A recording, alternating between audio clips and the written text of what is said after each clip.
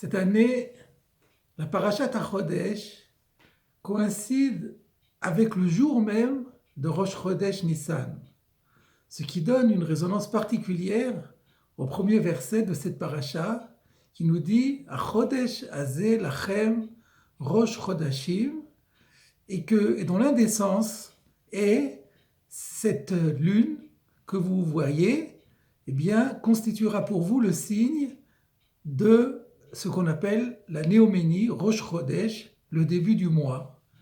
Et ainsi, Dieu a donné ce jour-là la toute première mitzvah à Israël en tant que peuple, mitzvah de consacrer la néoménie chaque mois en fonction de l'observation de la lune. Aujourd'hui, nous ne le faisons plus parce qu'il n'y a plus de Sanhédrin et donc nous avons un système fixe. Mais à la base, chaque mois était consacré par un tribunal rabbinique sur la base d'un témoignage de témoins qui avaient vu la nouvelle lune.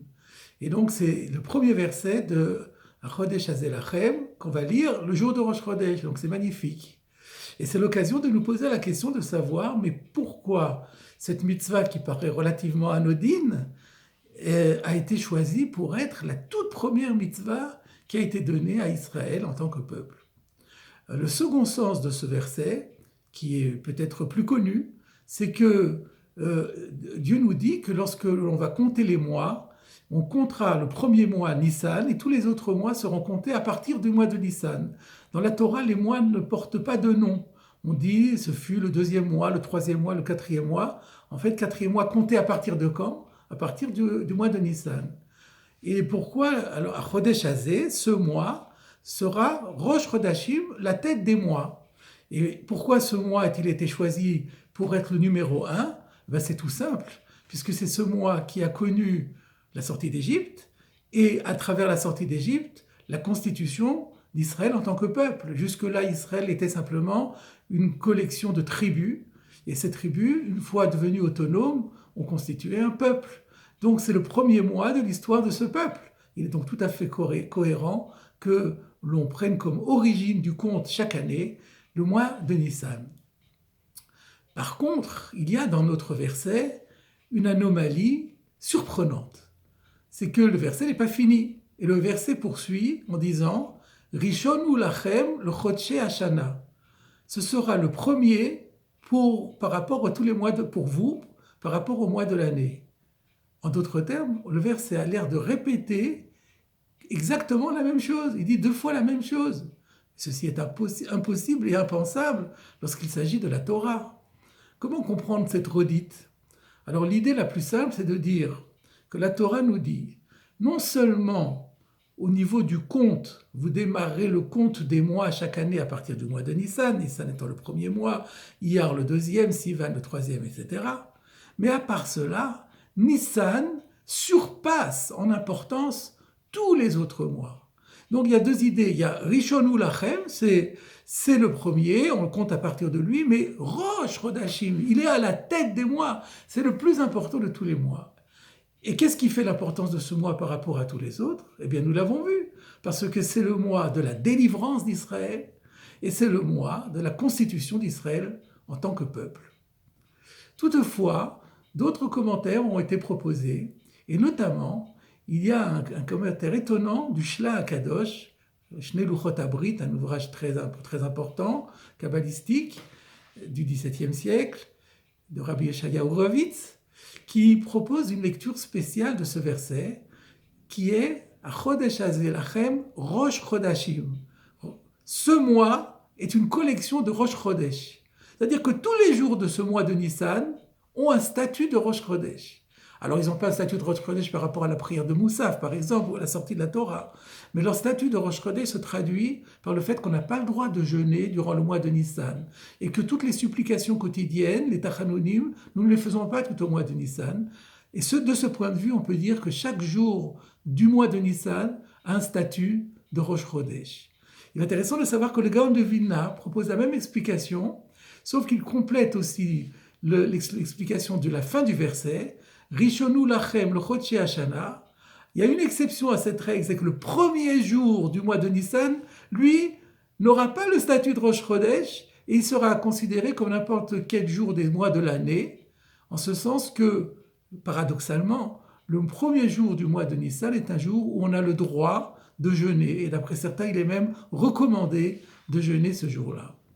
Et alors se pose la question, mais pourquoi les jours de ce mois ont-ils valeur de Rosh Chodesh? Et pourquoi le premier jour du mois n'a-t-il pas valeur de Rosh Chodesh? Je voudrais vous citer une explication qui a été proposée par Rav Shmuel Auerbach, Zichrono Livracha, un grand maître contemporain en Eretz Israël, et qui s'appuie pour proposer sa réponse sur un midrash peu connu, mais assez étrange, qui nous dit que lorsque Dieu a dit ces mots que nous venons de commenter, il a fait monter Moshe et Aaron au ciel pour leur faire une démonstration comment il faudrait procéder chaque mois pour consacrer le mois. Et il a pris comme témoins 2 anges, Michael et Gabriel, et tenez-vous bien, qui est-ce qui a été le président du tribunal rabbinique qui a proclamé « Mekoudash, Mekoudash » que le jour de Rosh Chodesh était sanctifié? Eh bien, c'était Dieu, Birvodo ou Beatzmo, Dieu lui-même dans toute sa grandeur. Et là, on peut se demander effectivement, mais pourquoi, qu'est-ce que ce midrash vient nous apprendre? Pourquoi fallait-il que ce soit Dieu lui-même qui préside à ce tribunal pour consacrer le mois de Rosh Chodesh? Et Rabbi Shmuel Auerbach de nous expliquer que, en vérité, et ceci est noté par le Ramban à plusieurs reprises, il faut bien voir que par cette loi de la sanctification du mois, c'est toutes les dates du calendrier qui ont été données à Israël. C'est Israël qui a la capacité et le droit et l'obligation de fixer chaque mois le jour qui sera le début du mois. Et c'est à partir de cette fixation que vont s'organiser toutes les fêtes. Donc par exemple la fête de Pessah, avec qui a des lois très, très dures et très compliquées. Celui qui mange du Chametz à Pessah est passible de la peine de karet, du retranchement. De la même façon, le jour de Kippour, celui qui mange le jour de Kippour est passible de la peine de retranchement. Mais indépendamment de cela, tous les jours de fête, Pessah, Shavuot, Sukkot, sont porteurs de quantité de commandements, et tout cela sont fixés par Israël lui-même. C'est-à-dire que Dieu a investi Israël d'une force sanctificatrice à nul autre pareil. Et il faut être conscient de ce cadeau divin.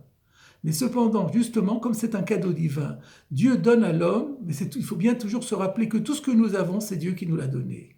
Et pour démontrer que c'est Dieu qui est derrière tout cela, le début est toujours initié par Dieu. La création du monde, c'est la même chose. Une fois le monde créé, eh bien, c'est à l'homme d'avoir la responsabilité de la marche du monde. Si le Nefesh HaChaim dit, si un jour il n'y avait pas au moins un juif qui étudiait la Torah, le monde s'écroulerait. Les hommes ont été investis de la responsabilité de faire fonctionner le monde. Mais il n'en reste pas moins que les jours qui ont précédé le fonctionnement du monde, c'était la création, et c'est Dieu qui l'a fait. Eh bien, dans la sanctification des jours du mois, ou des mois, c'est exactement la même chose. Et donc, pour bien montrer à Israël qu'Israël était investi d'une tâche grandiose et d'un cadeau grandiose, eh bien, c'est Dieu lui-même qui a présidé à la première sanctification du Rosh Chodesh. Et du coup, nous avons la réponse à toutes nos questions. Si tous les jours du mois ont ici une valeur de Rosh Chodesh que n'ont pas les autres mois, eh bien, c'est pour marquer que ce mois-là, il a une particularité extraordinaire, c'est que c'est Dieu, la première fois, qui l'a consacré. Et si le premier jour de Rosh Chodesh, on peut jeûner, c'est parce que comme c'est Dieu qui a siégé sur le trône de justice appelle à la justice, appelle au fait de se reprendre, de se corriger, de s'améliorer, de faire teshuva, de jeûner. Donc qui dit justice dit repentir. Donc c'est pour ça que le premier jour de Rosh Chodesh, on peut jeûner. Et nous avons aussi la réponse à notre question, mais pourquoi cette mitzvah a-t-elle été mise en exergue? La première mitzvah qui est donnée à Israël, et parce que cette mitzvah est un cadeau magnifique que Dieu nous a donné, la force de sanctifier le temps. Ainsi, nous avons maintenant récapitulé dans ce mois de Nissan trois cadeaux divins extraordinaires. Nous sommes devenus un peuple, nous avons été délivrés et nous avons reçu un pouvoir de sanctification qui est toute notre mission à partir de ce moment-là. Eh bien, pour continuer à donner à ce mois de Nissan toute sa valeur, il nous faut bien nous préparer, et c'est ça le sens de la Parashat HaChodesh, nous préparer par l'intensification de nos efforts dans la Torah, dans la Tefila, dans la Teshuvah. Shabbat